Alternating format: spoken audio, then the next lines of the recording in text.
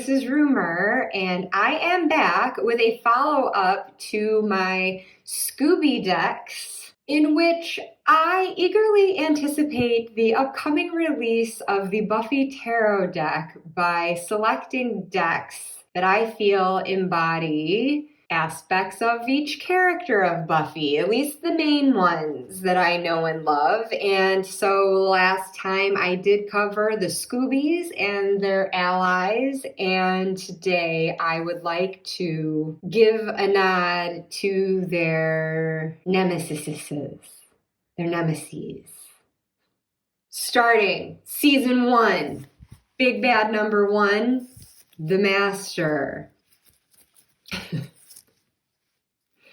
And for him, being such an old, ancient vampire, I decided to go with some old school horror as depicted in the Horror Tarot, illustrated by Abigail Larson. And here we go with an old school vampire to kick things off for the Master. So now for him, while I have some other spooky decks that may contain vampires, I choose this one for its cartoony quality because let's face it, season 1 of Buffy, I love it, but it's not the strongest.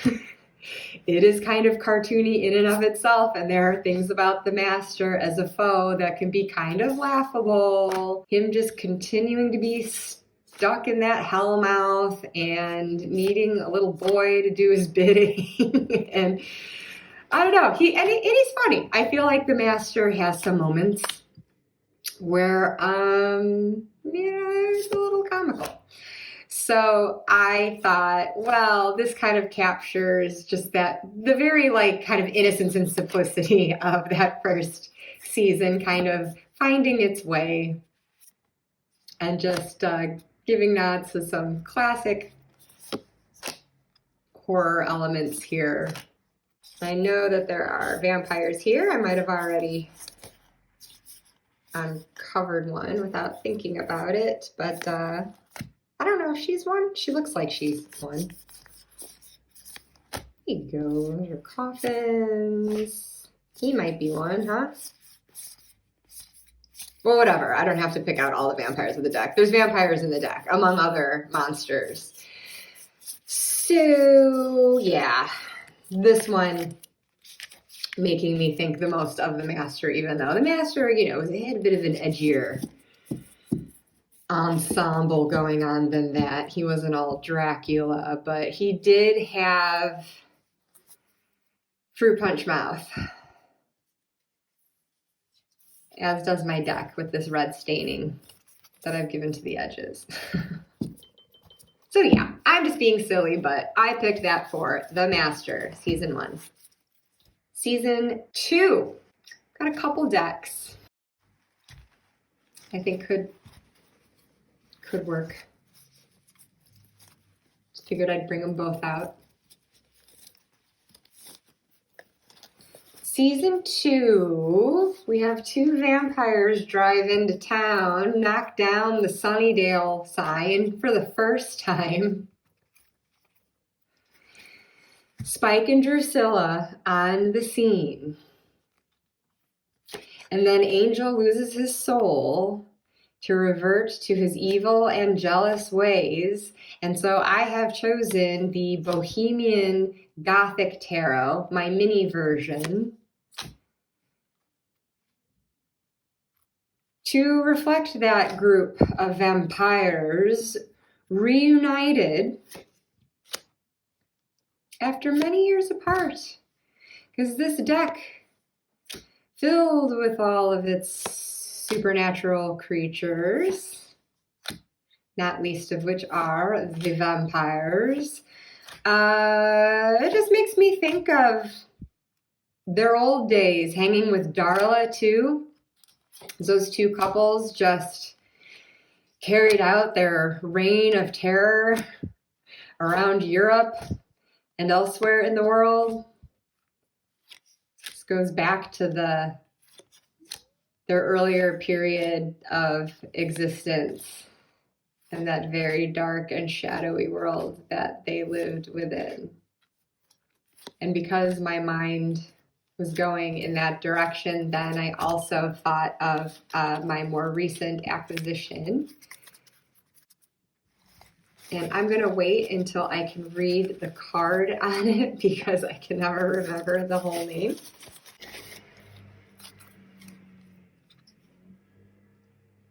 Madame Lydia Wilhelmina's Tarot of Monsters, the Macabre, and Autumn Scenes. So, similar vibe. Thinking of these vampires back in history with Havoc and Jealous and Spike and Drew. Must have reeked that they now bring into the present, or what was the present day? Back in, what, 98?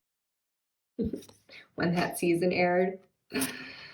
Yeah, the gang's back together and they're living in their big, ominous looking mansion that apparently existed in Sunnydale and was abandoned for whatever reason, but how atmospheric for them. So it brings that old Gothic element to modern day Sunnydale that I feel like both this and the Bohemian Gothic do as well. Harkening back to the days when Angelus still spoke in his Irish accent. Or rather, a poor imitation of one. And Spike newly tried on his East London accent in contrast to the posher one that he had as William, the bloody awful poet. So yes, this is a strange and mysterious world that Drusilla certainly inhabits. So there you go. For the collective, Spike, Drew, and Angelus, even though it's Angelus ultimately who is the foe, and Spike the unlikely ally of season 2. Getting into season 3. If I struggled with any of the decks, including all of my Scooby decks, this one was a no frickin' brainer. Season 3, the Mayor. My limited collection aside, I don't know if any deck in existence could more perfectly capture his spirit than the Zombie Tarot.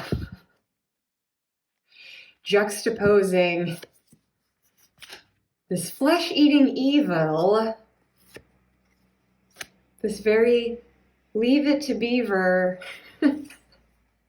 50s, 60s Ward Cleaver existence that the Mayor otherwise seems to have on the surface. This milk-drinking mayor of Sunnydale, who there to offer his fatherly advice to Faith, keeping his hands clean, everything quite tidy, till he ascends into a demon and things go pretty downhill from there. So yes, this Zombie Tarot embodies the Mayor for me. Now, on the flip side, going into season 4, this deck doubles as my pick for the initiative. In their underground bunker, laboratory, whatever you might call it, apparently underneath the UC Sunnydale campus, So all the military images in here, the government,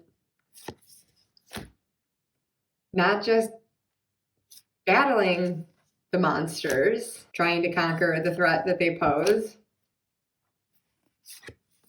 but also their laboratory experiments on them, such as the chip that was implanted in Spike's head. Some of these cards, when I look at them, I think, I don't really know. It seems maybe they're trying to find a cure, but I get the impression that there's other experiments going on in this deck too that maybe are not for the greater good of humankind, much like the initiatives weren't. I think that these scientists might be getting a little too curious.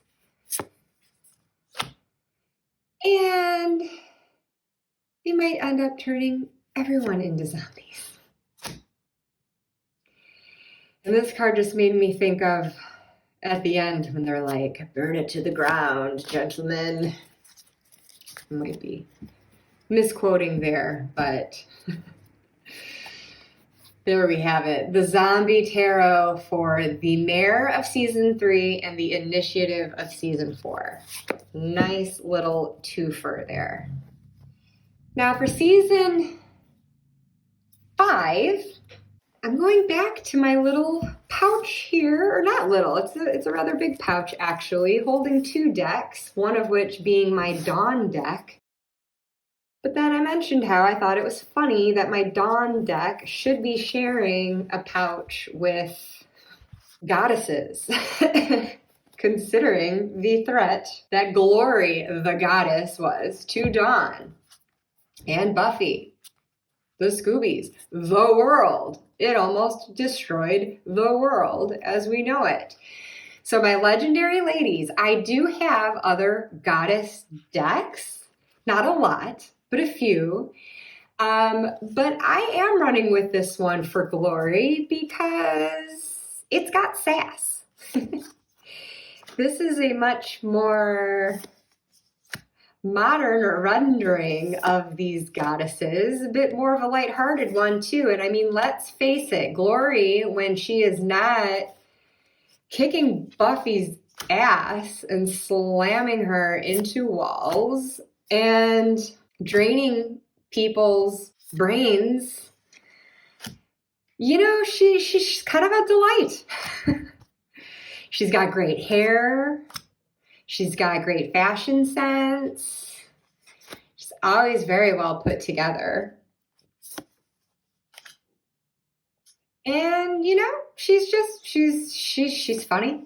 She seems to have a quick wit, rather sparkling personality for someone so selfish and hell-bent on ruining the world for her own gain and harming many, many people in the process. But here you go. That is the Legendary Ladies Goddess deck. 58 goddesses to empower and inspire you. I did not find Glory empowering or inspiring necessarily, but she was a hoot. I'll give her that.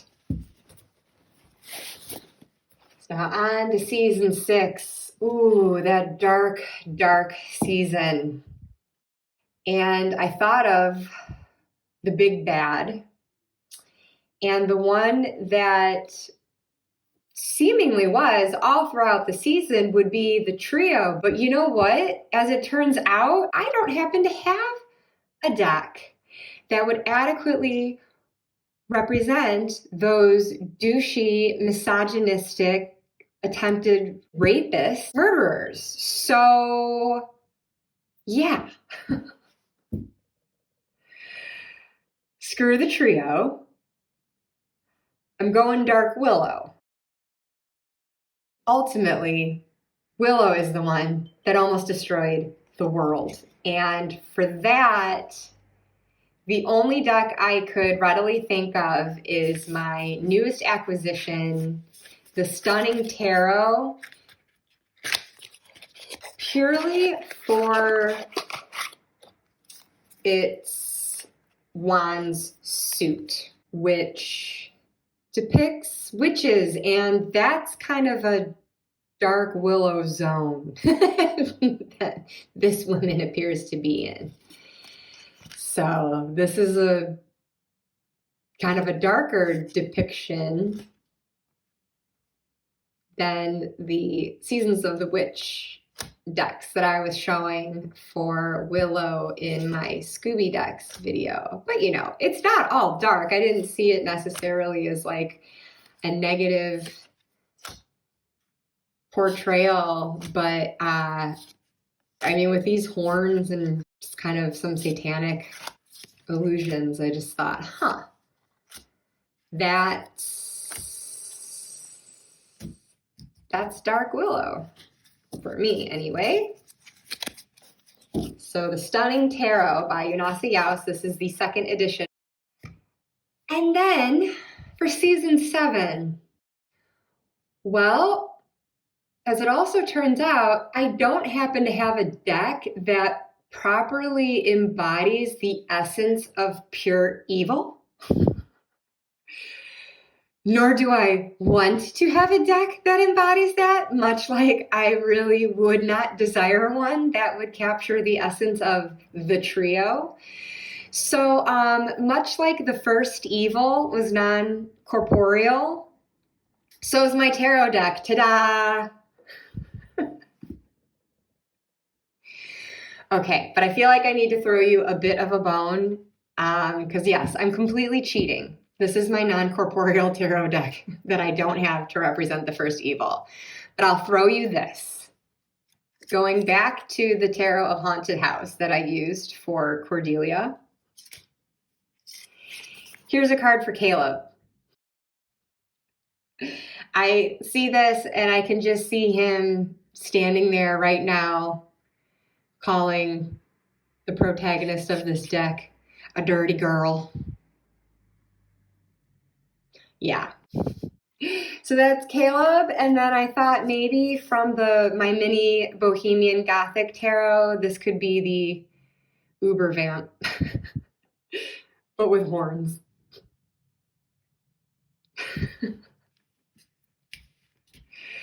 So there is my pathetic contributions for the big bad of season 7, just to add to a series of pathetic contributions that I've made for all of them, and for my Scooby decks included probably. But again, I am just having silly fun with this, and once more, would love it if you would like to participate with some of your own deck choices for the Scoobies and or big bads.